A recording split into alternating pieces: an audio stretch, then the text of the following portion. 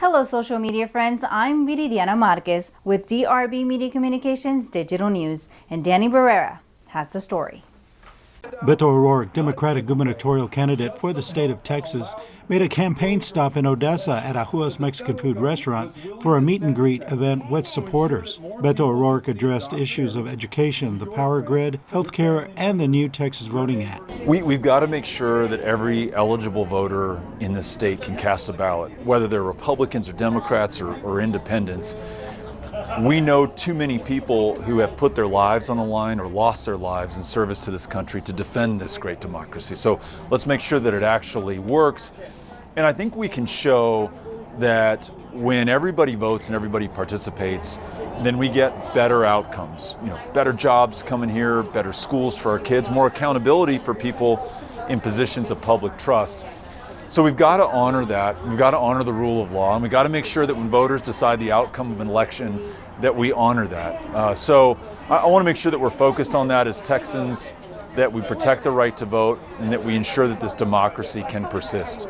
The Texas power grid was a topic that concerned Beto's supporters, especially with the possibility of another freeze in the new year. We have a big problem with our power grid. I mean, we obviously saw that in February when millions lost power and hundreds lost their lives. But we also know that from reports that have come out just this week, that this grid is vulnerable going forward into this winter, that we haven't weatherized the gas supply, we haven't weatherized power generation, and we haven't weatherized transmission. And so that means if we have another severe cold snap and a spike in demand for electricity in Texas, we may not have the capacity to deliver that. And so the lights might not come on, the heat might not run, the water might not flow, and those pipes might freeze again. We've got to have a governor who's looking out for the average Texan and the end customer, the ratepayer. Instead, we have a governor who's looking out for his campaign contributors, for the gas CEOs, and is forcing the ratepayer to actually foot the bill. We're all going to pay more on our electricity and gas bills going forward to clean up the mess that the governor made. That's a tax on all of us. What we need is a governor who's going to make sure that we have the resources we need in our homes to weatherize, a grid that we can depend on, and accountability and oversight so that we never have to worry about the lights, the heat, and the water again going forward. Beto O'Rourke believes that bringing communities and municipalities together to find solutions without mandates is a better way to protect its residents. We have got to keep each other safe. And the number one job of the governor of the state of Texas is to look out for the people of this state. The fact that we've lost more than 73,000 of our fellow Texans so far, and that Texas has led the country in the number of childhood COVID fatalities, should concern us.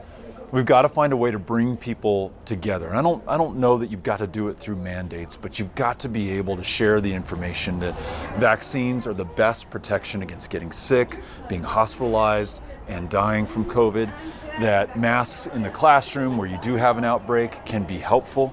And more than anything else, we've got to allow local communities to do what's going to be best for their friends and neighbors and family members. And so when the governor prohibits local school districts or local businesses from being, or local communities from doing what is necessary to protect the lives of those in their care, then we've really got a problem here. So I trust Texans to do the right thing, and we've got to let them do that. Approximately 150 people attended and donated to the Beto O'Rourke for Texas Governor campaign event in the patio at Ajuuas Mexican Food Restaurant. For DRB Media Communications Digital News, Danny Barrera.